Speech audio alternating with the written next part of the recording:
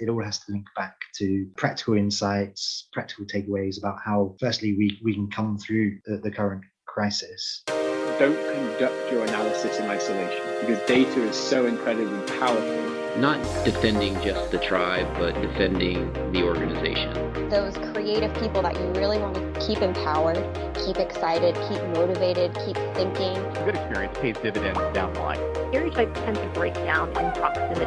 Welcome to We're Only Human, a podcast about human resources, business, technology, and the workplace. My name is Ben Eubanks, your host, and I'm so glad you're here.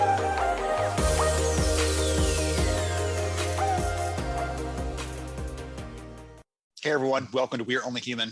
I am Ben Eubanks, your host. I'm so glad to have you here with us today. And today we're going to have a fun conversation. I actually had the opportunity recently to meet Bill and talk to him and actually join him on his show. And we'll hear about his show in just a little bit. And we were just laughing a minute ago before we started recording about being able to share as a podcaster, being able to show up as a guest somewhere else is a different kind of feeling. So I'm excited to give him that chance today and also to learn from him a little bit because he has a unique perspective on the world. So Bill, welcome to the conversation, sir. Hey, Ben, thank you so much for having me. It's a pleasure to be here today. Absolutely. I am thrilled to, again, dive into this. I had a really fun interview with you recently. And so, again, go ahead, get us started. Just introduce yourself. Tell us a little about who you are and what you do. Absolutely. Yeah, as Ben mentioned there, he and I recently had a conversation actually on the HR Chat Show, which is a podcast that I started back in 2016. If you want to check out part one of this conversation, it's episode 263 on the HR Chat Show. Enough promotion for that though. I'm Bill Banham. I'm the founder of the HR Gazette magazine. I started back in 2014. My background is in magazines and events. I was the editor of an HR magazine in the UK called HR Review. And then I moved over to beautiful Toronto in Canada, where I worked for a performance management platform. And it was there that as a hobby, I started the HR Gazette back in 2014. It covers everything to do with human resources, you'll be surprised to hear. So whether that's company culture, employment law, HR tech, diversity and equality, you name it, if it's relevant to HR talent and leaders, then we probably cover it. The HR podcast, the HR Chat Show, started in 2016, and we've had around about 100,000 downloads so far and interviewed. Gosh, we've published, as we record this today, over 260 episodes, and we've had folk on from HR tech companies like ADP, Ceridian, SAP, but also other amazing brands and organizations like United Nations and NASA and Simon Sinek. And I've got the wonderful job because I get to interview fantastic, interesting people like Ben and others from these organizations I've just mentioned. And I just sit there and I learn and I try and absorb as much as possible. In addition, I'm also the co-founder of an event series for HR people called Innovate Work. And that's now a global community, and we do events all around the world. I did not realize that both of our podcasts started in 2016. So happy 5-year anniversary, whenever that's going to hit this year. I've already passed it, I don't know, but happy anniversary to you for 5 years. That's an accomplishment, and you are cranking it out at that pace, 260 plus episodes. That's incredible. Thank you. So you and I, we're not on this bandwagon. We don't have these newfangled podcasts, Ben. We've been around for a while now.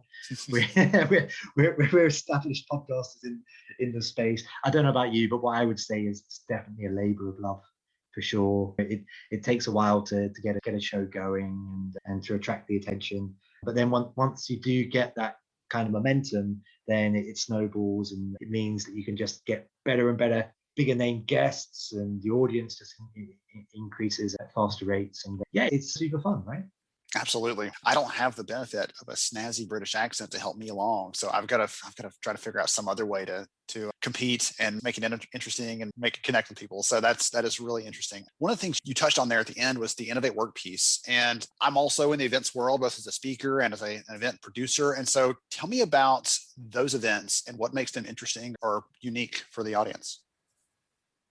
100%. But before I do that, Ben, I need to take you up on one thing you just said there, because in my opinion, as a guy with a dodgy British accent, I just feel that you've got a wonderful Southern accent, and I love it, and I could listen to that all day. So don't be beating yourself up, sir, because you sound beautiful to us this side of the Atlantic. In terms of Innovate Work, yeah. So I started that with my co-founder, a guy called Rob Catalano, a very handsome man who runs a tech company called Work Tango, which is all about employee communication and feedback and surveys and so on. We started Innovate Work back in 2017. And very briefly, the backstory is he and I were at another event in Chicago. He was speaking there. I was covering it for the HR Gazette. We went out to an after party and got on very well. The occasional beer might have helped with that, I don't know. But then we got back to Toronto and we met up and we decided that there was an opportunity in Toronto, which for our listeners, it's the fourth biggest city in North America, by the way, Toronto. And it's a massive tech hub and there's loads going on there. So you should totally check it out. And we felt there was an opportunity in Toronto to build up a community for HR people, for talent professionals and for leaders. And so we started those events in January of 2017. It was a very cold night in downtown Toronto. We had about 75 people turn up and it grew from there. And it quickly got to the point where we were doing a couple of fairly large events for about 350 to 400 people twice a year at a venue downtown in Toronto. And then we thought we're onto something here. People love the content that we offer. They love the speakers that we present. So we took Innovate Work across Canada to Vancouver, to Ottawa and some other places in Canada. And then 2020 was going to be the year then when we were going to in person take it across the US, various cities in the US, in Australia, the UK, the Caribbean and elsewhere. But of course, COVID hit, we changed tack, we took everything online. So as it currently stands, we're doing online events all around the world in those regions I just mentioned there. And we've got plans to take it to Ireland, to other places in the EU and a couple of other regions later in 2021. And the whole premise is it's a community where people go to learn, to collaborate, and of course to innovate. That's a ton of fun. I love that. And I'm always a fan. We've had a couple episodes in the last couple of years around innovation, and I'm always a fan of encouraging and reminding and bringing some support to the HR community around innovation, because it often feels like we've been expected to be a passive bystander while innovation happens. And when that happens, then we'll tell you, or we'll tell you how that impacts you, or we'll bring you into the loop later on. And I love the approach of saying, no, let's be the source of innovation. Let's bring that. I'm glad you dove into that a little bit, because I think that's a great reminder for everyone listening in that we can do that. We can innovate, and there's some good content, some good encouragement, some good events that are out there to help you, remind you, reinforce that, and also use some good content and encouragement around that. That's tremendous. Yeah, thank you. Absolutely. Yeah. So one of the things I wanted to talk to you about specifically, and I've been curious about this ever since we first connected all this time ago, is you mentioned earlier this variety of things you've had your hands in for the last 7, almost 10 years, basically, and HR and talent from this unique perch or perspective. And I'm curious, did you have any sort of preconceived notions or things like that when you said, hey, I want to get into HR space, covering that for HR Gazette and other things? Did you have anything that you thought was true that turned out to be false, or things that you thought were false that turned out to be true about the space? I'm just generally curious about people that have that exposure when they didn't come into it in the same kind of path that I did. Yeah, absolutely. So I was a marketing guy, an editorial guy who then jumped into the world of HR.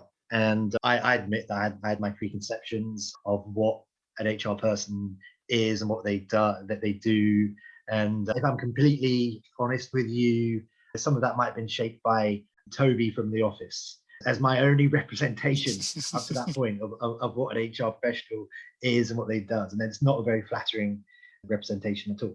But I quickly learned that HR is integral to all areas of a business. And I'm a strong believer that if you've got a fully functioning HR department, you will have a very powerful, very driven, very high performing business, because human resources is central to how we can firstly attract, how we can onboard, how we can train, how we can develop our people, how we can get them all rowing in the same direction. And to use a term from one of my guests on the HR chat show, to really understand their personal why. That was from a chap called Stephen Chabletsky, who is from Simon Sinek. And Simon Sinek, as our listeners will be aware, he's an optimist, and he's an awesome guy, and he talks very much about your why. And without an HR department, I believe that employees couldn't really get to their why, the legacy that they want to leave behind when they look back on their careers. A lot of that is shaped by the company culture. It's shaped by the development opportunities that are presented to someone within a company, and that's all managed by the HR department. In conclusion, Ben, I came into the world of HR with preconceptions of HR professionals perhaps being timid and perhaps being siloed and working within little boxes. And I quickly realized that your best companies, they just can't function without your best HR people. I love that.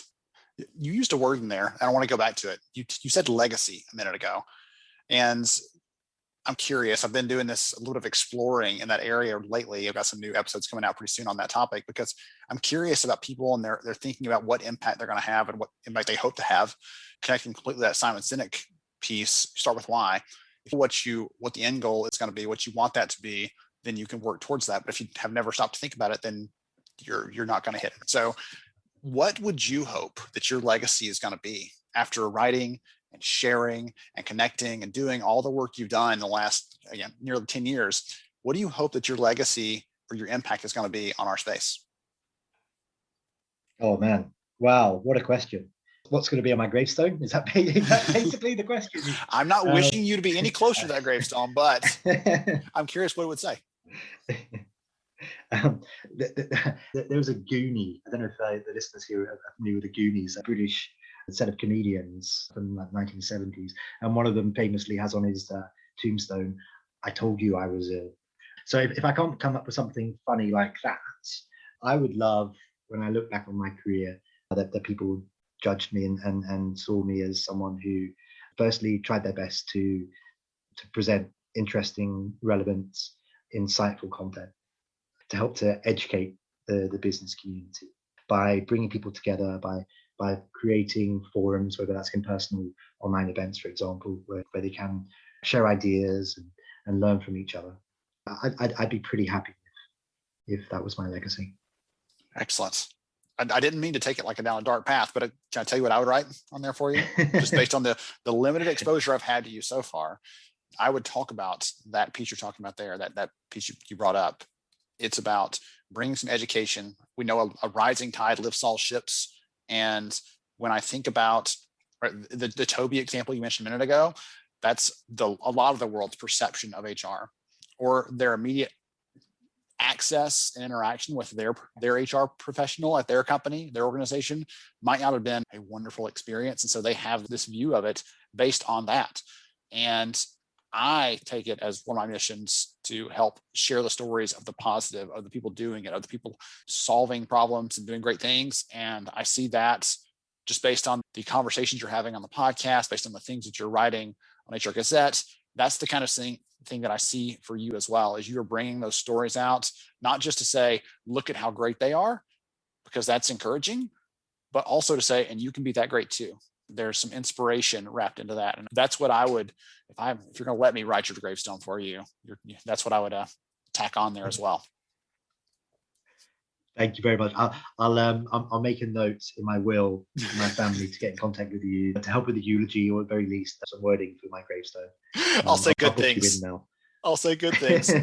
So you've spent this time, and if we think about the different aspects of the work that you do and what you're touching, a lot of that comes back to this idea of community, building a community of readers for the site, building a community of participants in events. I'm curious, in the last year, a lot of companies have tried to build a community internally with their people, right? How to make people feel connected and everything else. I'm curious, what has worked for you? Any advice around building a community of people that are engaged, that are connected, that are excited about what's happening?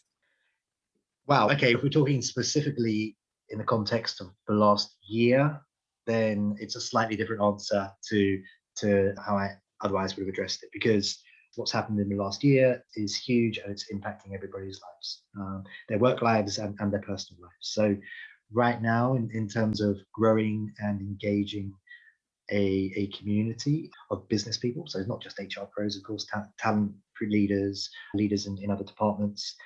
It all has to link back to practical insights, practical takeaways about how, firstly, we can come through the current crisis, and secondly, I think people have become more willing to open themselves up and to share what they're going through. So many of us right now are going through mental health issues, for example. So to answer your question, over the last year for engaging the community, it's keeping fresh, keeping relevant. Every day is changing right now because COVID means that, you know, from one day to the next, things are different. But as part of that, if you really want to engage, if you really want that community to continue to grow and to continue to come back, you've got to do it in a very human way. I'm with you on that one. That's one of the things I've said lately is this last year has helped us.